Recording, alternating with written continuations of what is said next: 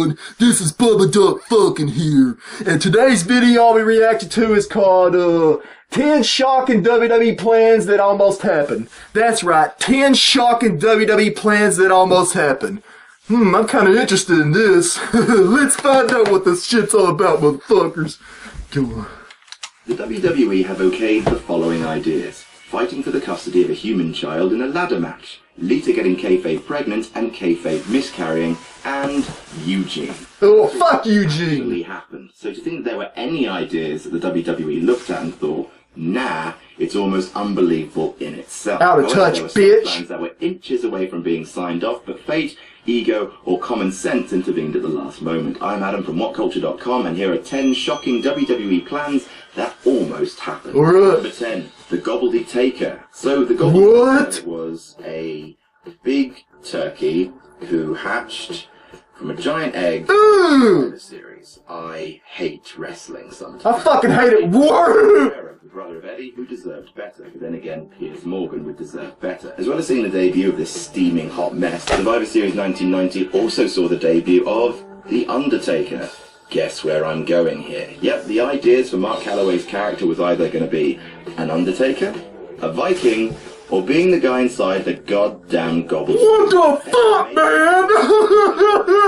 No! Undefeated streak at WrestleMania 30, and maybe I've just played. I'm glad it didn't happen. Number 9, Booker loses at WrestleMania. At WrestleMania 19, Booker T lost to Triple H. The video package for the match, however, detailed Booker's past, the death of his mother, and an emotional road to redemption after a time spent in prison, with Triple H and Ric Flair telling him, no, you're just a born thug, and someone like you will never be champion, which had just a playful hint of racism about it. The package fucking racist, man. Thick, and then Booker T just lost. But that's what the fuck was that all about? Guess what? He was supposed to win and become one of the top stars in the company. Someone with the ears of creative, however, put a stop to it, and his name rhymes with Bunter Burst Belmsley. Booker T. Triple H, are you a fucking racist, man? Rock and a hero to because he's black, he wasn't worth winning? Turns out no. Number 8, Hogan versus HBK. Hulk Hogan is about as difficult to do business with as someone who doesn't speak your language, doesn't want to... Well, Hulk Hogan's a racist too! Him and Shawn Kinda weird that's the next thing after the Booker T. During which HBK oversold Hulk's offense so much that he looked like he was an octopus in a washing machine. That was funny! They were originally supposed to have maybe 3, but at least more than 1. The point is that Michaels was going to win at some point, ultimately going over Hogan in a steel cage match. However, shortly before SummerSlam, Hogan cited back problems and announced that he wouldn't be jobbing for Michaels. So HBK decided... bad business decision, man! Number 7, Muhammad Hassan. We've covered Muhammad Hassan a lot because, well, you know... But what we haven't revealed is what the WWE originally had planned for him. He was originally supposed to beat The Undertaker at the Great American Bash 2005 and win the World Heavyweight title from Batista at SummerSlam, breaking Randy Orton. He would have been a good heel! At just 23.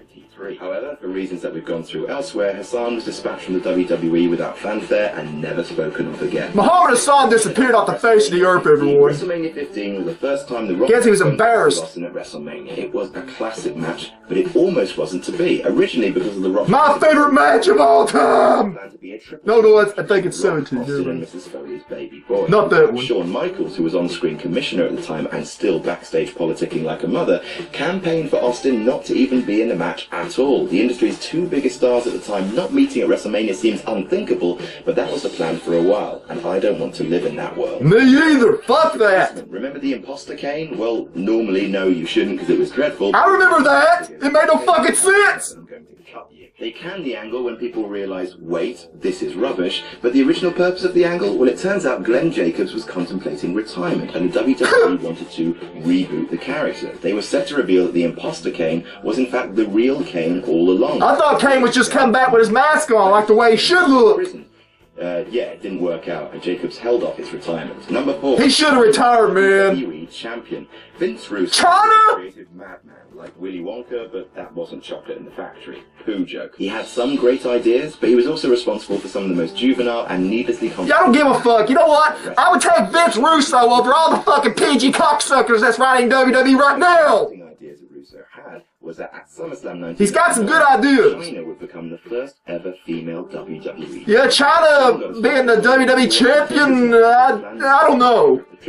So Vince it would have been different. Stupid clock is progressive twice a day. I like to see that. Fuck yeah. WWE had not just gone ahead with China versus Austin. Imagine. Come here, China. Brilliant. She's so fucking hot. Oh my god, I'm getting a boner looking at this shit. Thought it would never be done, but I'm sorry, everyone. Ending the streak a number of different times. Randy Orton was originally supposed to kill the legendary streak as part of his legend killer gimmick, but Orton refused to do it out of respect to Taker. I kind of almost thought Randy Orton was going to beat Taker. This was Mark Henry. Three other Mark Henry. Sting was approached by the WWE but refused to join the company, and plans were Sting! Barrett to pin Taker if his Nexus heat continued to build, and we all know what happened. Fuck you, John Cena. Brock Lesnar was the man who was chosen, and he accepted. Yeah, Brock Lesnar was a better choice than John Cena. When the WWE bought WCW for a fraction of what it was once worth, the invasion angle was not even their first plan. They originally wanted to keep WCW as its own show with its own time slot. They even gave it a brief go. I would have liked that. 2001, dedicating the last 20 minutes of Raw to WCW. They fucked up that angle so bad. The ring and had Booker T fight Buff Bagwell for the WCW title. It was rubbish. The fans turned on the match, and Vince McMahon hated it. WCW as its own surviving brand was scrapped immediately. I would take all this over today's product. I would. Now, if only someone would rebook that. Number one, yeah. Death of Mr. McMahon. In 2007, Vince McMahon got into a limousine, and the limousine went... Yeah, that fucked up shit. Vince McMahon was kayfabe dead, which is weird. No one would believe that because it's wrestling. I know exactly what happened after. And the main plot all the way through till the next... Chris Benoit died, and then Vince McMahon had to break kayfabe. Suspects. It was going to end up and then come back. Drumroll, please. Linda McMahon. Yep. Put her into a medically induced coma, will you? And that's what happens. The company would be left in the hands of Mr. Kennedy. Kennedy, his illegitimate... What the fuck? Told, considering he already has 2 legitimate children. Then Triple H would emerge as a babyface, having remarried Stephanie McMahon, consensually this time, and challenge Mr. Kennedy's rule. Again, poor Shane. This would culminate in a match at WrestleMania, which Triple H would win, then Vince McMahon would emerge, and the whole thing would have been a ruse. That would have been a good thing! True son. Again, Shane, I'm so sorry. Of course... Shane, come back, man! We need you! After an actual death, Vince came back from the other side to address the situation. How long would Vince have maintained kayfabe for? Would he have gone into hiding? Do I care? It sounds dumb. No, he had to break kayfabe because of the Benoit tragedy. Comments, and don't forget he had to come on TV and explain all the shit. It went down. Here, I'm Adam from WhatCulture.com, and I'll see you soon. Good job, Adam. You should book the WWE. It's not fair that we got these cocksuckers running it instead. Maybe one day they'll notice you, man. Just keep doing what you're doing. Keep making videos and all that good stuff. Anyway, everyone, just keep leaving me some suggestions and I'll get to them whenever. And I'll do a lot of these Adam ones if you want me to, because Adam has a good mind for wrestling business. Adam is a genius. He's young, he's healthy, and I'm not gay, but I guess he could be good looking to the women or something. Anyway, you know what I'm getting at. Okay, I'm gonna go now, okay?